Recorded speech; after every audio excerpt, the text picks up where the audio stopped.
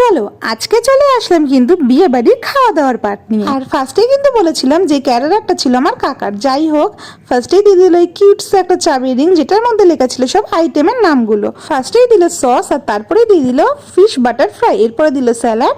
আর এখানে আমার বোন আমার পাশে বসে বসে টুকটুক করে কিন্তু সবই খেতে থাকলো আস্তে আস্তে। আর এখানে ফিশ বাটার ফ্রাইটা দেখে নিশ্চয়ই বুঝতেই পারছেন যে ভিতরে কতটা মাছের কোটিং দেওয়া, আর হচ্ছে বেশ গরমা গরম ছিল। এরপরে দিল নান, চানা কিমা, আর হচ্ছে স্টাফড পটেটো।